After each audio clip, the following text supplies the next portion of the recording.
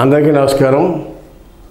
నేడు రాజకీయ వ్యవస్థ రాజకీయాల్లో ఒక ఎమ్మెల్యేగా ఉంటే ఆ ఎమ్మెల్యే ఒక ఊరికి కానీ ఒక గ్రామానికి కానీ ఒక పర్యటన వెళ్తాంటే 10 కార్లతో ర్యాలీగా వెళ్తున్నారు.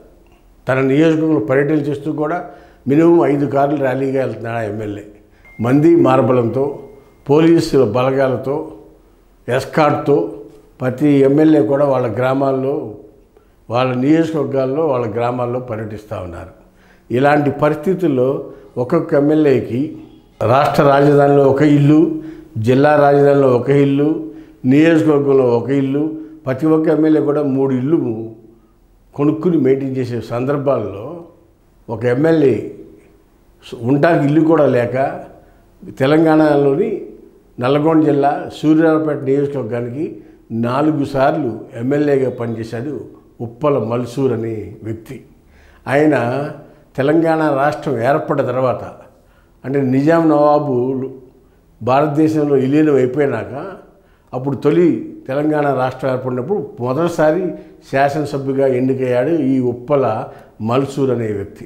ఉమ్మడి రాష్ట్రంలో కూడా అంటే ఆంధ్రప్రదేశ్ తెలంగాణ కలిపి ఉన్న ఉమ్మడి రాష్ట్రంలో కూడా మొత్తం 4 సార్లు ఎమ్మెల్యేగా పనిచేశాడు ఈ ఉప్పల మల్సూర్ అనే వ్యక్తి. ఈ ఉప్పల మల్సూర్ అనే వ్యక్తి నల్గొండ జిల్లా సూర్యాపేట నియోజకవర్గం నుండి హైదరాబాద్ రాష్ట్ర తొలి శాసనసభ్యుడిగా ఎన్నికయ్యాడు. ఆ తర్వాత ఉమ్మడి ఆంధ్రప్రదేశ్లో కూడా 4 సార్లు వరుసగా ఎమ్మెల్యేగా పనిచేసిన వ్యక్తి ఈయన. 4 సార్లుగా ఎమ్మెల్యేగా పనిచేసిన వ్యక్తికి అంగు ఆర్భాటం అనేది లేకుండా సొంత ఇల్లు కూడా లేదు. సొంత ఊళ్ళో 2 గుంటల స్థలం ఉంటే అది స్కూల్ బిల్డింగ్కి నిర్మాణం కోసం దానం చేసిన వ్యక్తి. ఆయన ఎమ్మెల్యేగా ఉన్నప్పుడు హైదరాబాద్ అసెంబ్లీకి రావటానికి కానీ పనుల మీద వెళ్ళాలంటే కూడా సూర్యాపేట కానీ సిరికొండ గ్రామానికి కానీ ఎర్రబస్సులోనే ప్రయాణం చేసేవాడు. ఆయన చేతిలో ఒక సంచిలో ఎమ్మెల్యే స్టాంపు, ఒక రబ్బర్ ప్యాడు ఎప్పుడూ కూడా పట్టుకుని ప్రజలు ఎక్కడ కనపడ్డా సరే వాళ్ళు ఏదైనా సమస్య వస్తే దాన్ని రికమెండ్ చేస్తూ అది స్టాంప్ వేసి అర్జీ మీద స్టాంప్ వేసి సంతకం పెట్టి ఇచ్చేవాడు. అలాంటి సామాన్యమైన ప్రజలకు చేరువైన ఎమ్మెల్యే ఈ ఉప్పల మల్సూర్. ఆయన 4 సార్లు గెలిచాడు. తెలంగాణ వచ్చిన తర్వాత ఆయన తనకి డబుల్ బెడ్రూమ్ ఇల్లు ఇస్తారని టీఆర్ఎస్ ప్రభుత్వాన్ని అనేక సార్లు విజ్ఞప్తి చేసుకోవడం జరిగింది. అయినా ఇవ్వాల.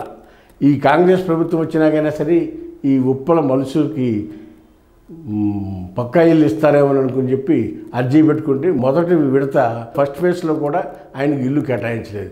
విజ్ఞప్తి మీద విజ్ఞప్తులు చేసుకుంటా ఉన్నారు ఆ సదరు ఎమ్మెల్యే గారి కుటుంబ సభ్యులు. ఇలా ఉంది ప్రజెంట్ పరిస్థితులు.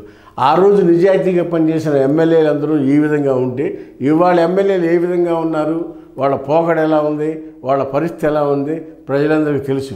కానీ ప్రభుత్వం ఇప్పటికైనా సరే తెలంగాణ ప్రభుత్వం కళ్ళు తెరిచి ఇప్పటికైనా ఇలాంటి నిస్వార్థ ప్రజాసేవ చేసిన ఎమ్మెల్యేస్కి వాళ్ళ కుటుంబ సభ్యులకి కనీసం ఉంటాకి ఇళ్ళన్నా కూడా కేటాయించాలని మనవి చేస్తూ ఉన్నా.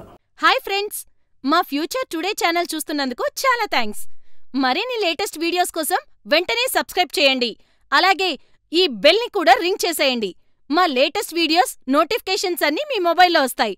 మా వీడియోస్ మీకు నచ్చితే లైక్ చేయండి, షేర్ చేయండి, నచ్చకపోతే కామెంట్ చేయండి.